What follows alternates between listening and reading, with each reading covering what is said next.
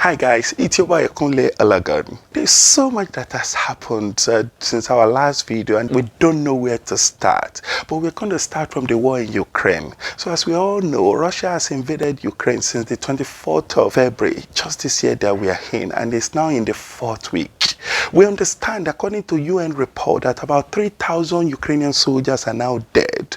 We also understand that about 3.5 million Ukrainians have now fled their country, and they are fleeing into different parts of the world, different part of Europe. UK is especially has also taken a number of those. And in terms of refugee, we understand a number of things are happening, but we will come to that shortly. But let's go straight into that war. In terms of that war, we know that Russia continued to escalate things. Putin has continued to increase tension in this area, saying that anyone that interrupts this, invasion will face the wrath that they've never faced in their lifetime. And everybody has interpreted this as nuclear, weapon within, Ukraine at the moment. But this is really sad. We also understand that President of America, Joe Biden, has called Russian President Vladimir Putin a war criminal. Watch him in this video. Asked me whether I would call. Oh, I think he is a war criminal. So this is what is happening. This has been rejected by the Russian team in Russia, and they said this is unforgivable. Currently, a number of things are happening around this region as well. We understand that a number of drones has been sighted. A good example, a drone sighted in Croatia, about 350 miles from Ukraine, and we all know that Croatia is part of NATO, and we know that if Russia should fight any NATO country, all the allies will come into rescue of that NATO country, and in this case they will fight Russia. We also understand that another drone has been sighted in Romania, and this is a trigger for war. Clearly, if any NATO country is invaded by Russia, also we know that allies will come into fight. So at the moment it is not clear if that drone belongs to Russia or Ukraine, but it has been shot down. That is our understanding. Also, all the refugees that's been living, about 3.5 million of those that's fled the country, a number of those has moved to the UK. The UK government announced that any household in UK that bring in any refugee will be paid about £350 a month, and the minimum time you can have these refugees in your house is for 6 months.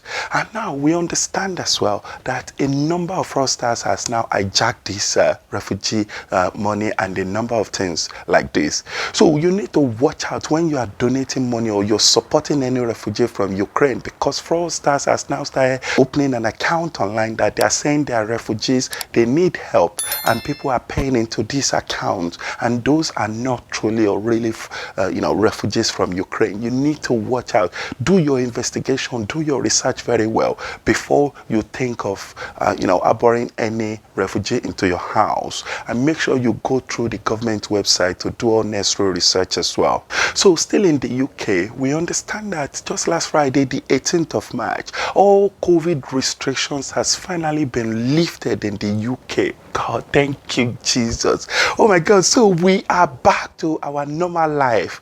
So from last Friday, the 18th of March, if you are traveling to the UK, you will no longer be required to complete passenger locator form on your flight anymore. You can come into the UK even if you are not vaccinated. This is a massive development. This is a great news for Nigerians that are traveling into the UK and all of that part of the world as well that are traveling into the UK. This is a really good development, and the UK is the first country in the world to lift all COVID restrictions. This is a massive development. But the question I kept agitating on my mind is, why are we not hearing of COVID again since the war began in Ukraine?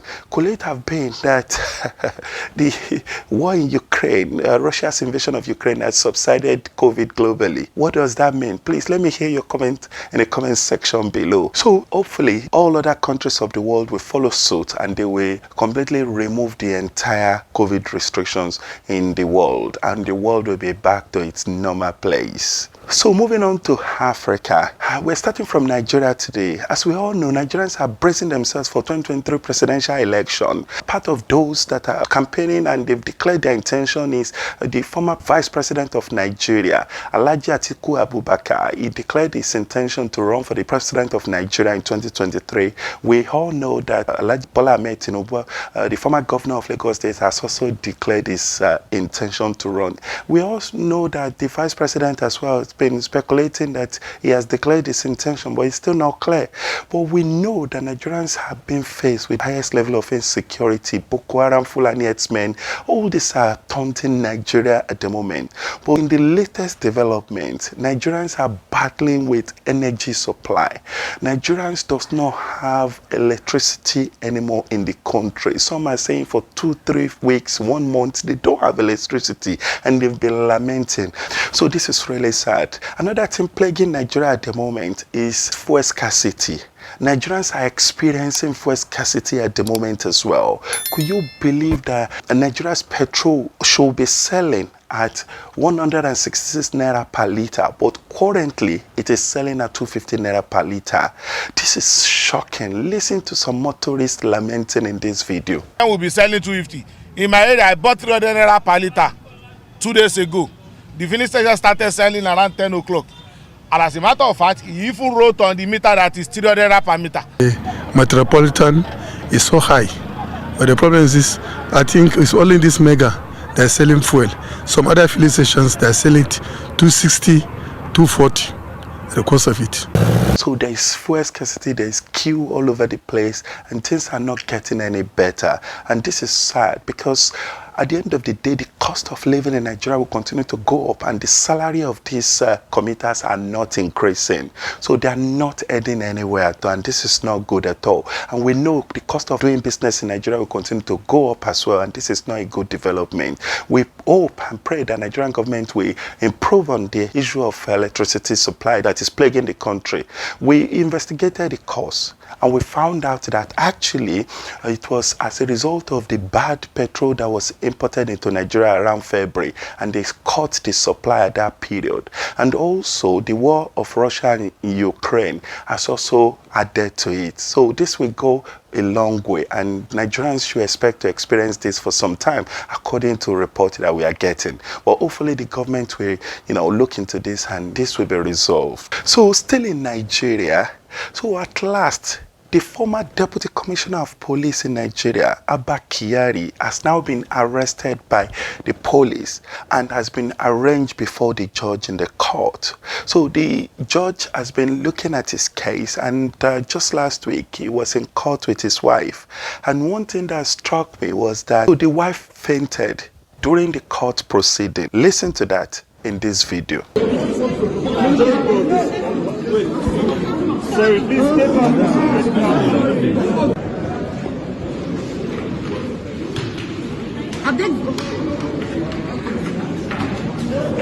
They should take her to the room, let them pour her water if there's any place so that I can pour her water so that the camera cannot be on her face.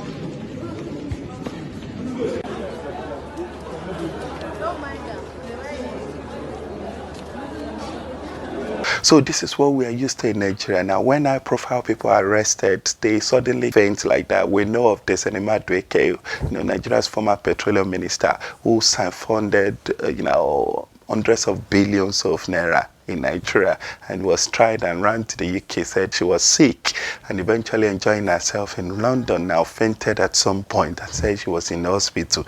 But that's not true. We know of all other, high-profile cases of people that are slumbering. But again, another development in this case of Abba Kyari is that Malami has now said that there was no trace between the allegation against Abba Kyari by the FBI that he laundered money with Hush Puppy. Hush Puppy that is currently undergoing trial in the United States, that mentioned Abba Kyari as, the co-culprit that they do launder money and a number of things with him. So unfortunately, we are getting a report that Malami is saying that there is no evidence to back this. We know that a lot might have gone on in the background, but we are not sure where this case will lead. According to the report, we understand that, Abba Kyari is still currently suspended, and the trial is being adjourned again, till another time. But we continue to monitor the, development, and we will update you. Let me hear your views in the comment section below. So still in Nigeria, as we all know, the former governor of Central Bank of Nigeria, Charles Soludo, has been sworn in as the new governor of Anambra State. Watch that in this video. I will preserve, protect, and defend the Constitution of the Federal Republic of Nigeria. And defend the Constitution of the Federal Republic of Nigeria. So help me God. So help me God. Now, as the executive governor of Anambra. So, in this development, one thing that struck me was that during this time that he was sworn in, we know that there was an altercation that went on between the ex-governor's wife, Obiano, and Bianca Ojukwu.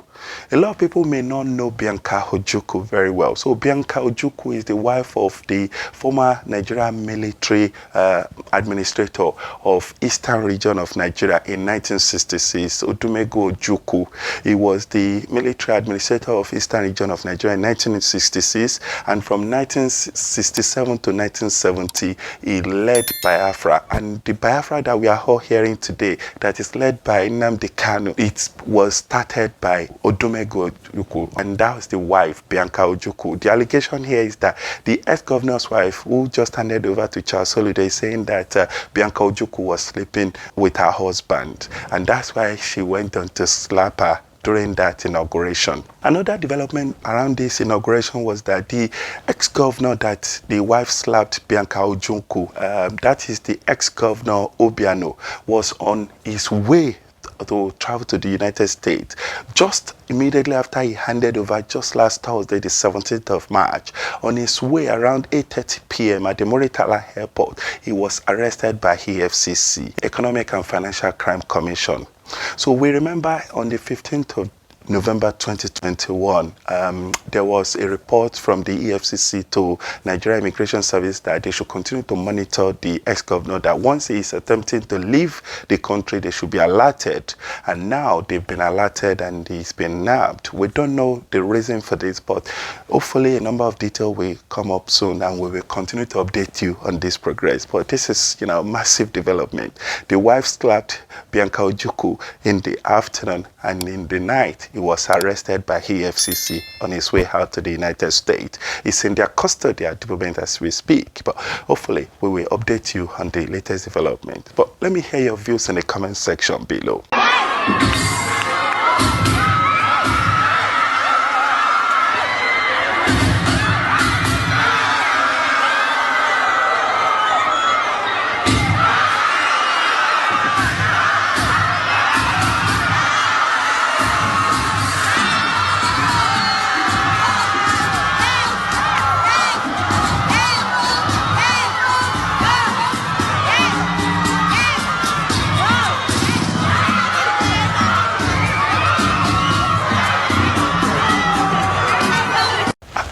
Oh my God, look at that. That is talent from that boy in school. All the students, they loved it. They loved every moment of that. This is Nigerian students, Nigerian school. They are full of talented individuals. This is Nigeria, the great country of Nigeria. Look at that boy. That is extraordinary. That's brilliant. So moving on to money transfer update for this week. So we are reporting on two money transfer updates for this week. The first one is transfer. For this week, transfer, their pound to naira is 725 naira to 1 pound, and their euro is 600 naira to 1 euro. In terms of transfer-wise, we can see here that their dollar to naira is 388 naira to $1. Their pound is 510 naira to 1 pound, and their euro is currently 431 naira to 1 euro. So we bring you this money transfer update every week so that you can make a decision on which of these money transfer companies to use when you're sending money to your loved ones. Hopefully this video has helped someone for this week. Feel free to share it with your loved ones. So if you have not subscribed to K90 channel on YouTube, please kindly do so. Also, please don't forget to follow me on Facebook, Twitter, and Instagram. Thank you so much for watching this video, and bye for now.